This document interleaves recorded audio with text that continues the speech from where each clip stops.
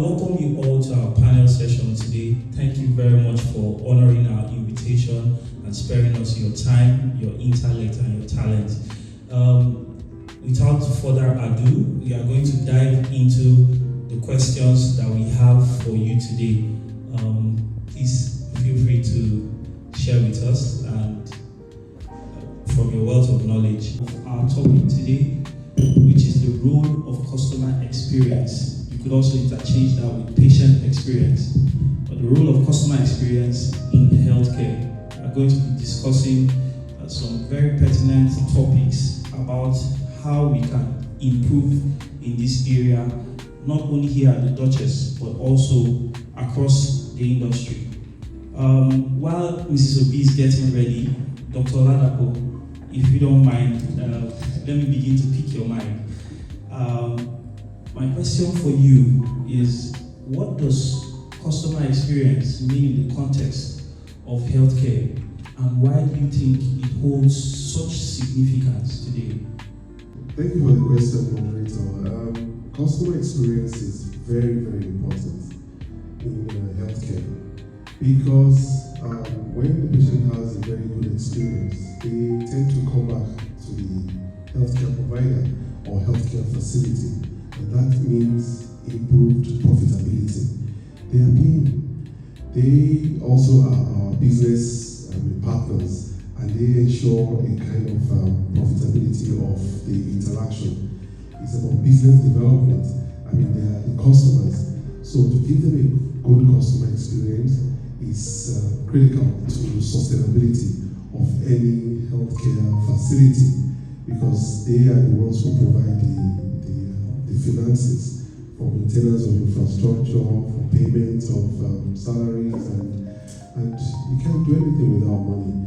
So when the customer, who is the patient, has a very good experience, a memorable one, they tend to help you advertise, even without you telling them to do that. They tend to help you advertise your expertise, the healthcare facility. They give you a good name, and when you have a good name in the business of healthcare, I'm telling you, everybody is set to win: the patient and the healthcare facility and the healthcare provider. Thank you very much, sir. That was insightful. A good book also says that he who has a good name is better than riches. So indeed, you have a very important point. Thank you so much, sir. How would you describe customer experience in the healthcare setting, and why is it so important today? Thank you very much. Customer experience in healthcare means how a patient feels about the care they receive from booking an appointment to seeing the doctor and nurses and getting treatment and follow-ups. It includes like how easy it is to get help, how you are treated, how clearly things are explained, and how comfortable and respected you feel. Why is it important today?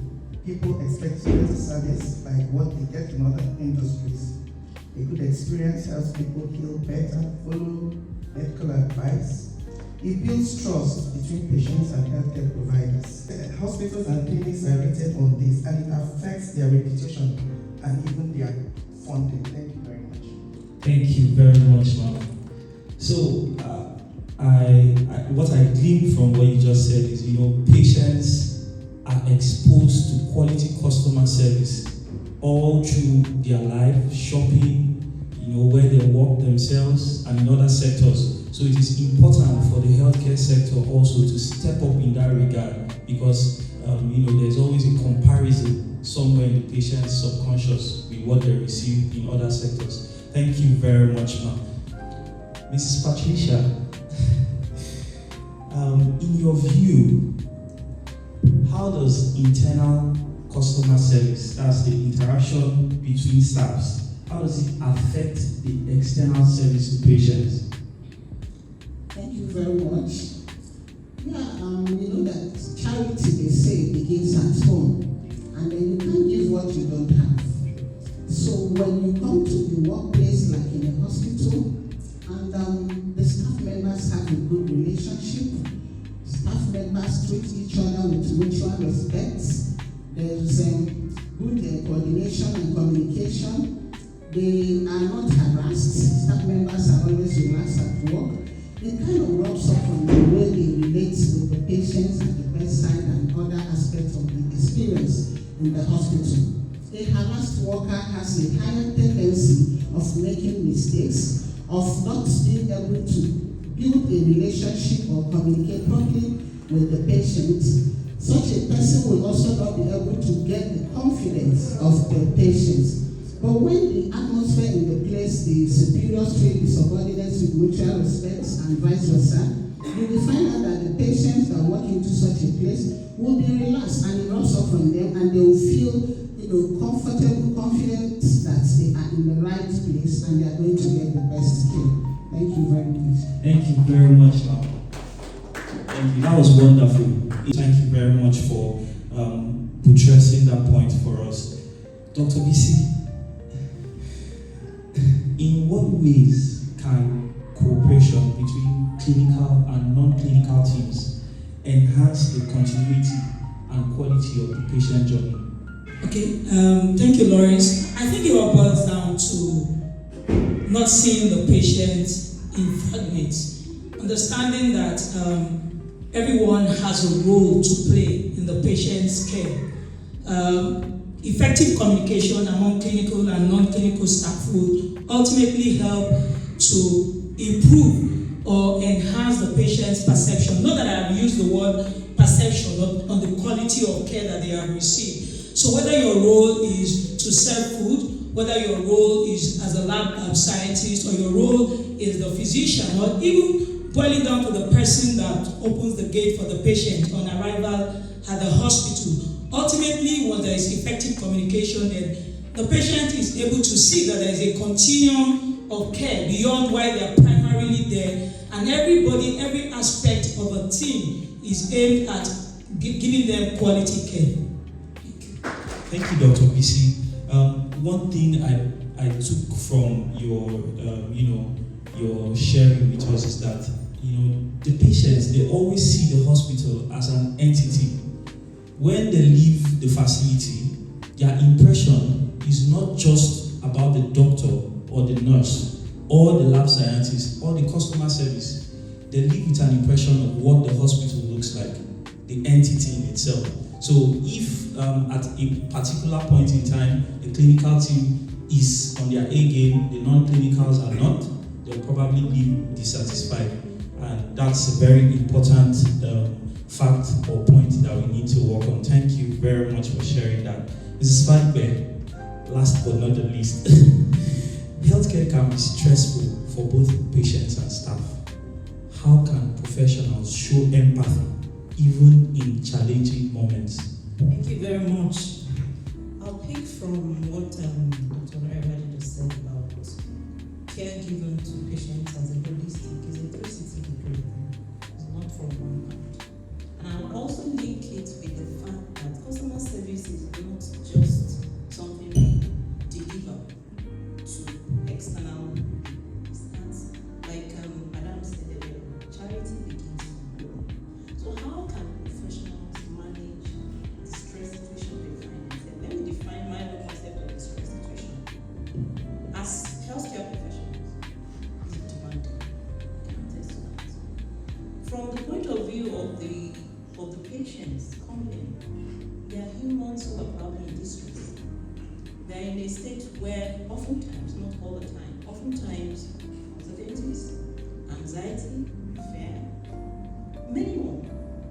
So being able to manage the human that is involved with all that emotions requires a lot from healthcare, from health workers, whether medical and support. So it's not just the care, every other part. You can find a patient breakdown and start crying just because, get overwhelmed. So how do you manage that? Even you that they are crying to, maybe you even have your own, you have your own burden and all that. What the team needs to do? Note that I said team, because it's a team thing.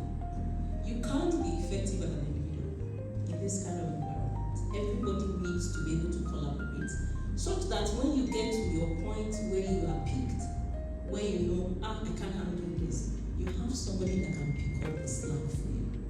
So it's important that professionals, healthcare professionals across all the entire spectrum are able to collaborate to the point that everybody is working with a vision to satisfy the customer and to work with their perception.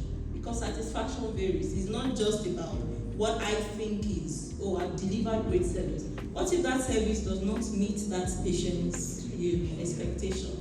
So it's being able to, first of all, it requires that we understand them and then we're able to meet the needs that we're being faced with. I hope I did this.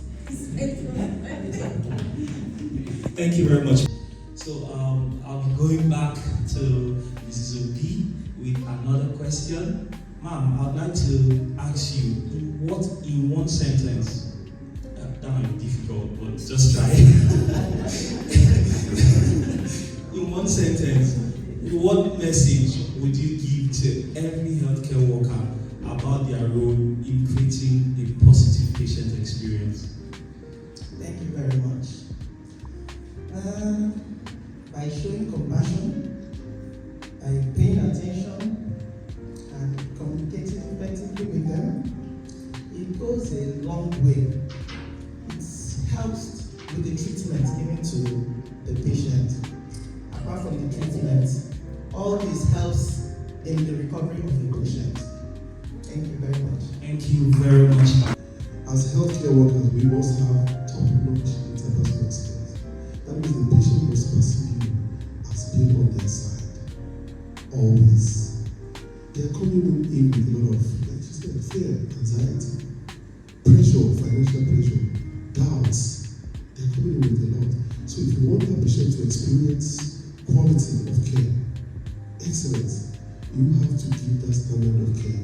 That is what you are telling them, what you are giving them. If they go back and check up on you, what you have done is what they will find there, anywhere. And that protects the health worker also against litigation. Because you don't know the lawyer who comes in and pretends and keeps quiet and consults you, but he or she is noting everything you're doing. He wants you to experience healthcare beyond what you are giving them. And that means that you as a healthcare worker will be on that journey towards good health with them. And how do you be on that journey of good health? That means you have to communicate. You connect before content. There is a way of connecting with people before content. People, by their names, you can know who they are, their culture, their language. Speak to them. Mention their names. People like to be addressed by their names. Mention their names. Mr. John, Chief so-so-so-so, Mrs. so-so-so-so. Mention their names, their culture. If you understand opening greetings in their culture, say it. It connects that patient to you and they will remember you. If the person is, for example, Olubumike, if the person is Lusekedu, if the person is Yoruba, say Eka somewhere, Eka ro. If the person is Spanish, say Hola amigo, Hola amiga. If the person is French, say Bonjour, Bonjour. They will smile at you. I've had patients here from all over the world, French people, and they come in and the kind of French I learned in secondary school came to work. And when the patient comes into Duchess, he's looking for me. Though he cannot pronounce my name, but he knows he's coming to see that big fat doctor on the fifth floor. So I know he's coming. I speak my scattered French to him, but he likes it. And I'm trying to connect with him. So anything I tell him to do in healthcare after that, he does it. And I know he's taking up on me, but I don't care. I'll give you what is in the books. You know that person and smile. And you just smile. Even if you don't mean it, just smile. It softens the other person. It welcomes the other person. If that person cannot smile, you can relocate the person to Central Sterile Supply. Or downstairs or somewhere where he will not be seeing patients. But if the person can smile very well, put that healthcare worker in the front desk or to be meeting patients, you will see. They will remember that smiling face and they will remember the quality you give them. Many times patients don't even get angry with you if you make a mistake, if they can connect with you. I mean, nobody's perfect. That's why I tell people your appearance matters. Always be professional. let them remember that they came to the hospital and they met healthcare workers who are clean. You don't have to wear expensive wares. Just be clean and look decent all the time. And they will remember that I went to Duchess and the workers are so neat, they're so clean, decent, and they want to come back there. That's how to really get your patients coming through the door.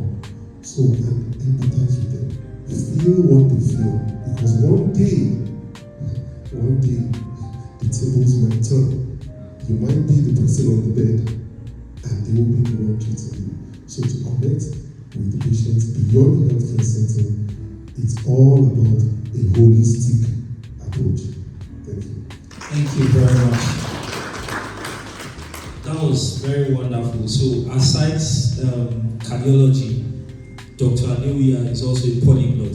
So, if you need to learn phrases in various languages that you can use to salute your patients, please see Dr. Adewuya after this session. What message would you give to every healthcare worker in one sentence about their role in creating a positive patient experience?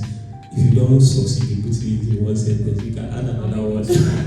All right, thank you. I think it's important for everybody in the healthcare system to understand that every single encounter, every single interaction, every single meet with a client is very important.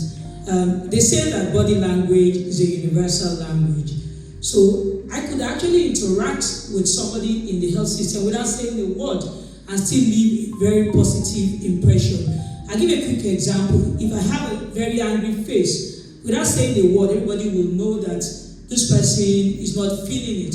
If you have a smile, like Dr. Adewuya said, if you demonstrate warmth, it will resonate with the patient. So irrespective of your role, every encounter is important. Thank you. Was that 5 sentences? That was a long sentence. It's the part of the message. Thank you very much, Ma. And I just appreciate the summary of the languages. You know, Dr. Adewuya says you can be able to make an effort in saying bonjour, hola, guten morgen, or whatever it is that you need to say. But you summarize and say body language is a universal language. So if you can't make an effort in French, you can't do Spanish, Russian, whichever language it is that the patient speaks, you could exude warmth and be welcoming, and that will get your message across. So that's something that all of us can take away from this. Thank you very much, ma'am. What makes a patient feel that they are truly cared for, aside from the medical service that we render to them here in the hospital? Okay, I would say, since we're doing one sentence. No. You can do your one sentence. I think you have your one sentence now. Okay. For one sentence. I'll say empathy and going the extra mile. Empathy because the patient has to be able to feel the person that is trying. See, like I mentioned earlier, everybody is coming in for help.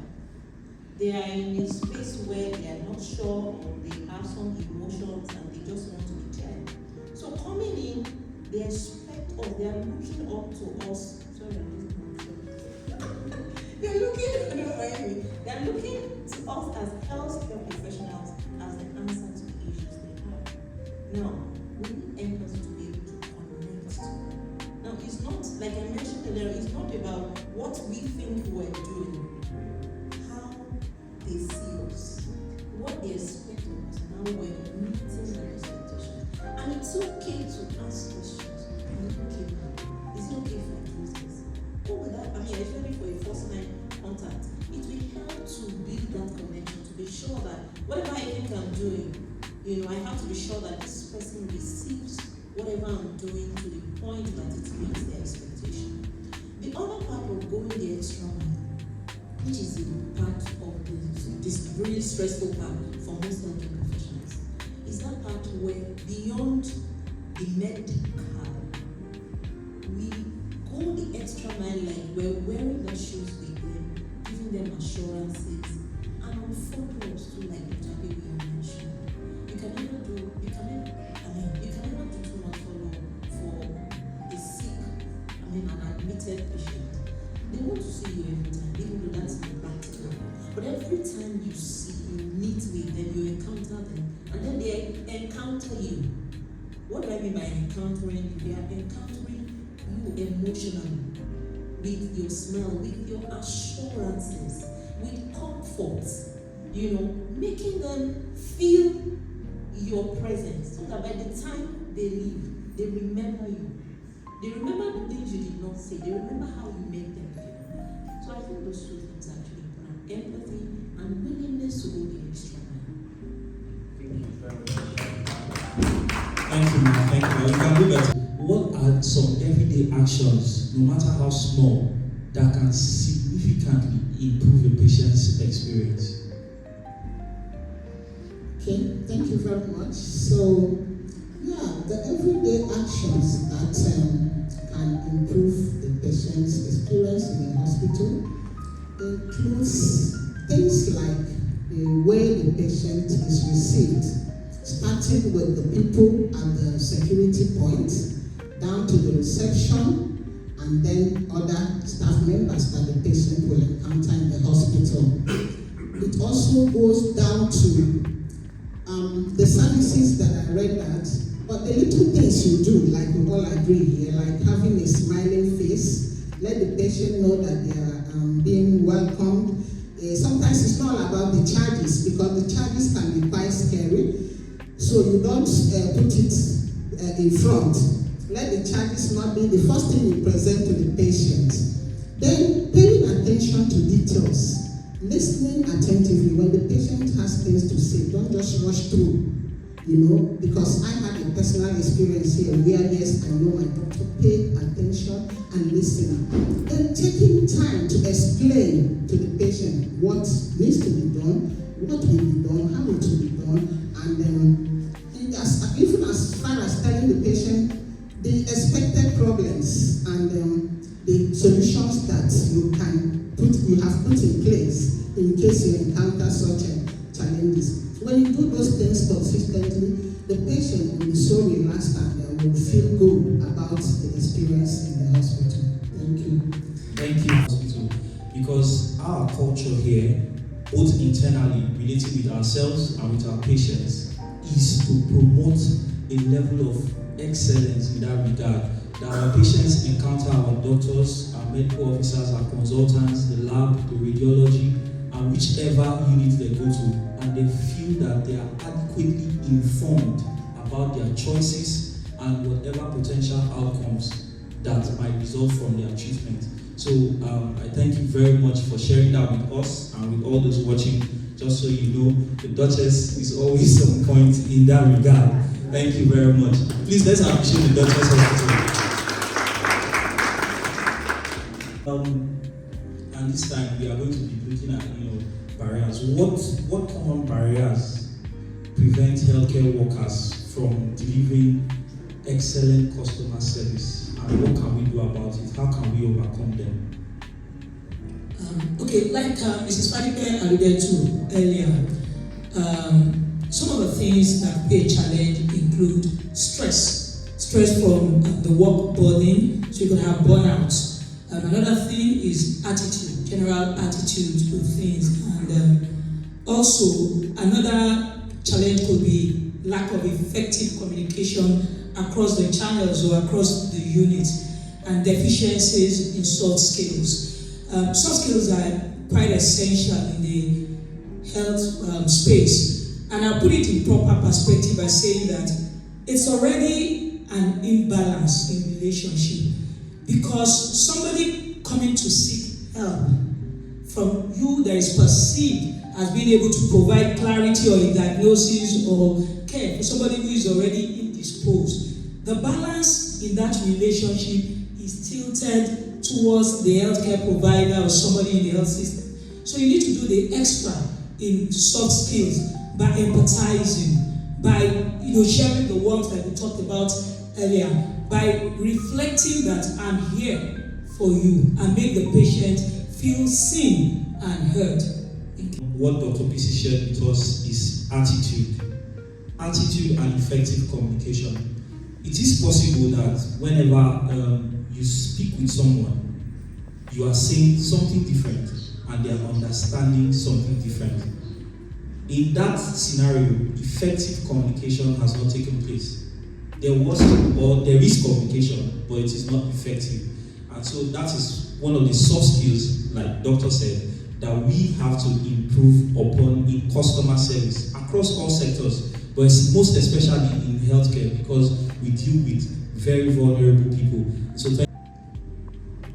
how can we use patient feedback, both positive and negative, to drive meaningful improvements in our customer service?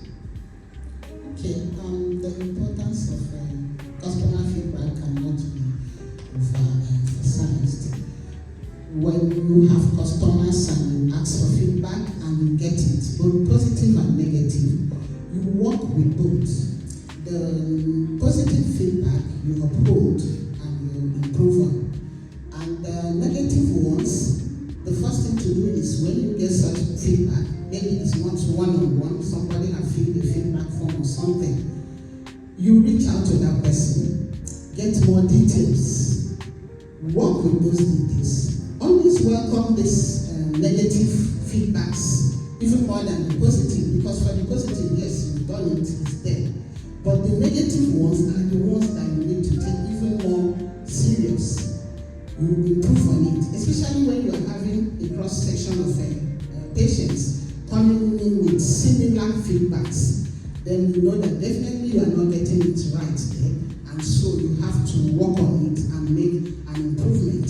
And when such improvements are made, it is also proper to let such people know that yes, you have done something about the complaints. That way, patients are assured that when they make when they criticize or when they bring in negative feedbacks, that you really do pay attention, you work on it, and then it makes for better the experience for the patient, and of course, they will market you more. Thank you very much. Thank you very much, managers.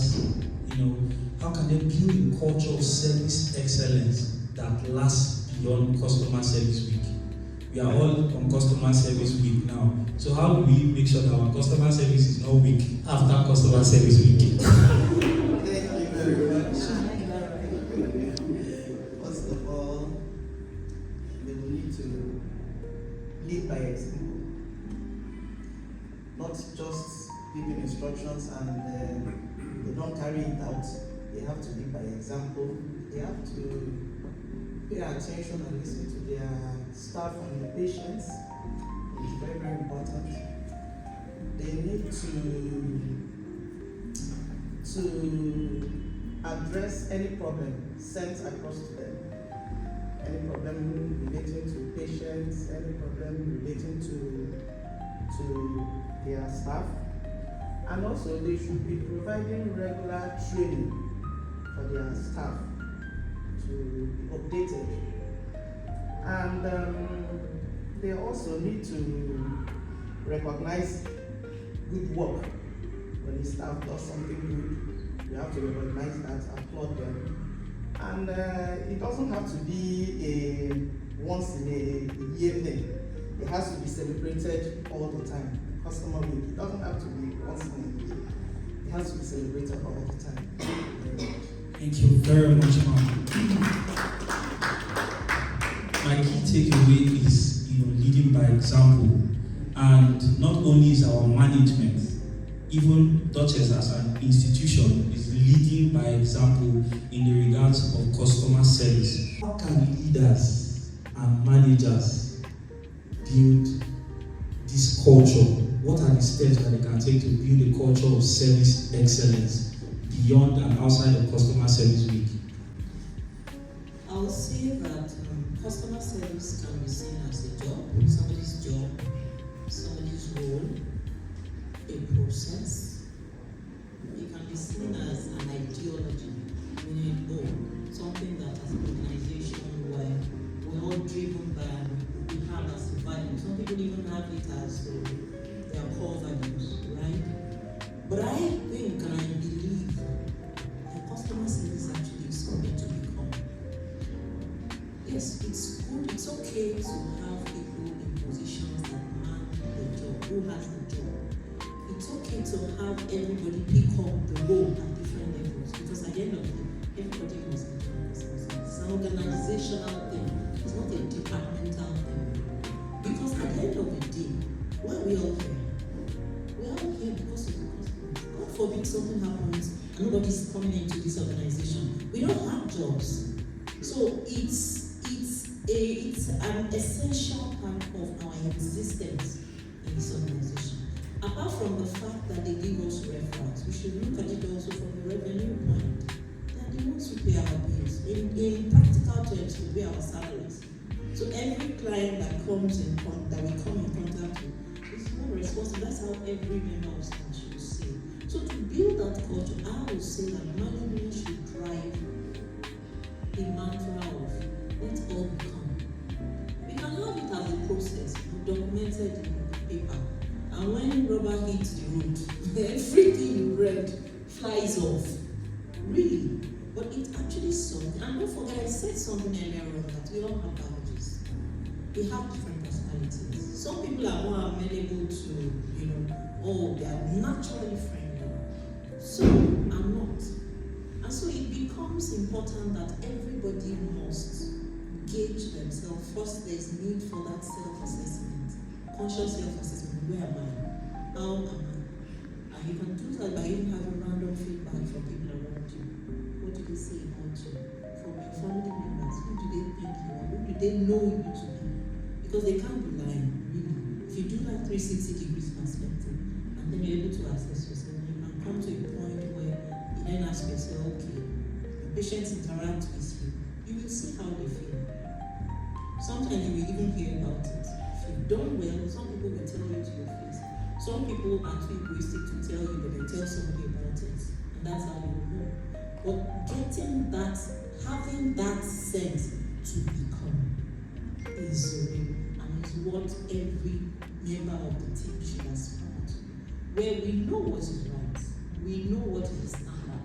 We know how we're supposed to be. How do we become it? One round of questions, and then we'll call it an afternoon. So I'm going to start with Mrs. Sandra. or no, let me start with Dr. Adewuya. Dr. Adewuya, just in a farewell question, I'll say bye-bye with this one. If you could share one message, and the message does not have to be one sentence. If you could share one message with all healthcare workers, what would you tell them about their impact on patient experience? Whatever they are doing, how does it impact patients? What message would you give to them? Thank you for the question about the impact of what the customer service personnel can give. All healthcare workers. All healthcare workers yes. can give to the patient impact. It's multifactorial and it's wide and also very specific. I would say the healthcare worker should realize that our patients are actually our business partners. Sometimes you might get into sticky situations with patients. I mean, it may not be you. It may not be you being the healthcare worker. It may not be your fault. But some patients are just difficult. And when that happens, maybe there's a one-on-one kind of heated argument or discussion or something, just try and step aside. It may not be you, or the supervisor could just switch that customer service personnel away from the patient. Just change that personnel and you kind of diffuse the situation. Because patients come in with a lot of anxiety, a lot of pressures, and it will not just be you that is causing the discussion to move to go south. So one major thing is, the goal is to retain that customer, to retain that patient. So the message is, always give your best to the patient. Imagine that patient can be you. And always remember that they are the ones who pay. And with their payment is what gets into you as your income. And that's what runs the health facility. So generally, in summary, let's treat our patients in a very, very special way. Thank you very much, sir. Maybe patients don't get to see you. It is good that you know that whatever you are doing there still impacts the impression of the patients. That's what Dr. Adewuya is trying to tell us, that all in all, packaging whatever will be used to attend to a patient, preparing, even if it's the laundry of the patients, it affects the customer experience here. And so all of us as healthcare workers, we always have to bring our A game to the table, or wherever it is, to the hallways and to the byways. Thank you very much, Doctor. What makes them feel special when they step into the walls of our facility? I think the point cannot be overstated and has been said repeatedly by every panelist here. Human beings are a bundle of emotions, and every human being wants to be seen and heard.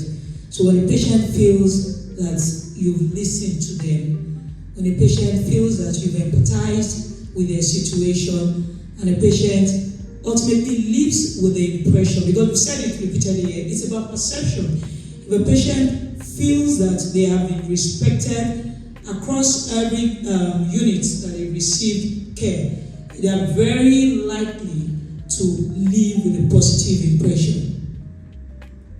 Thank you very much. Thank you very much. I think at this point, we have come to a kind of equilibrium where we are almost, contaminating our contributions. But yes, it is important that we reiterate that these things are important. And thank you very much for doing that, man. Mrs. Fadipe, in one sentence, what message would you give our healthcare workers about their role in creating positive patient experience? As one that has been in the 360 degrees of the spectrum of being on this side of working in a hospital, I've worked as a partner to the hospital, I've been a patient myself, I've had 3 surgeries, and I've also brought people to hospital to be taken care of. I would say that people's lives are people's lives, honestly, people's lives, and if you see it as that, so I'll be appealing to the altruistic purpose. And let's see this as a calling, as an assignment by God, that we have chosen to take up this role, this job. We have chosen to be here at this point in time. Let's make the best of it by putting smiles on those teary faces, by being the best we can ever be, going the extra mile for them. And our interaction with them, our encounter, let it be impactful.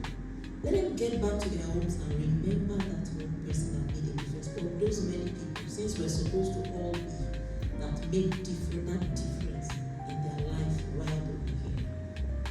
Thank you very much, ma'am. I believe that this will be something that we'll see continuous improvement upon. I'd like to know what message you would give to our healthcare workers. What message would you give to them about their role in creating a positive patient experience? It's just like, this is my message for you. Thank you very much. So in closing, my message to healthcare workers is that like we are all in agreement here in this city, that every patient that walks into a hospital is coming in with a lot of baggages. They are scared, they are anxious, they are worried. But then they are also coming in with hope. The hope that they will find a solution to their problems. So when you meet them, let every interaction be an opportunity for you to give that hope. For you not just only heal them, but to build a relationship whereby they know that when they leave that hospital, they have found a place where they can always come with their health challenges, and they can as well refer people to you. Thank you. Thank you very much, ma'am. Sandra, do you want to add anything to that? Very much. Just like my fellow panelists said, that when you're coming to the hospital, you're coming with a lot of baggages. You're feeling hopeless, thinking, am I going to make it? Am I going to survive this? The same thing happened to me when I was brought to Duchess. Am I going to make it? I have triplets. Am I sure that I'm going to give birth to the triplets and come out of our life? And coming here and meeting the doctor, one doctor I met here, he gave me the hope, just the sight of him, he gave me the hope that, it's a small thing, you're going to give birth to the triplets, you're going to come out alive, nothing is going to. With all the fears and everything I was muttering inside of me at my age, will I be able to deliver the triplets and still be alive? And I said, don't worry, everything is going to be okay. And eventually, apart from him, the other doctors, the other nurses that I met, they were all with smiles and giving me hope, telling me that everything is okay. And with all the fears, because I was having this anxiety and panic attack all the time, and I was thinking, will I be able to make it? Eventually, they gave me the hope. Even when I felt that it was a very tedious thing, or will I be able to survive this with all the complications, the hope they gave me went a long way for me. And eventually we made Duchess our second home. That even when I go to other hospitals, at times I will feel like, okay, let me go to some hospital, we have this problem, let me go to another hospital. When we get there, I'll be like, oh, I would have gone to Duchess, why am I even here? Because of the way they treated us, the way they received us and everything, we will still find ourselves coming back to Duchess again. So, it goes a long way. The way you're being treated, the way they show compassion, and the way they welcome us, and make you, even with your hopeless situation, they give you a lot of hope. It goes a long way, even before the treatment. Thank you very much. Thank you very much. Thank you very much. These are panelists. It's good they tell us from a professional perspective how we can improve our customer service, but also positive feedback like this, that we are doing something well. It encourages us to raise the bar higher. And thank you very much for sharing even some of your vulnerable moments with us and with those of our viewers online. I want to once again, on behalf of the Duchess International Hospital, on behalf of all those who work here, on behalf of all our viewers online, to appreciate you for sharing from your wealth of wisdom, from your experience, and from your moments. Thank you so much for joining us. We appreciate you. Please could you give them a round of applause. What we have gathered from here, we should imbibe, we should run with it, we should fly with it, we should soar with it. We should take this, apply it to the areas where we can improve, because there's always room for improvement, and raise the bar higher. We can always do better, and I believe that we can. It is mission possible. And with that, I want to say thank you for joining us. Happy Customer Service Week to everybody, and keep being the best that you can wherever that you are. Thank you very much.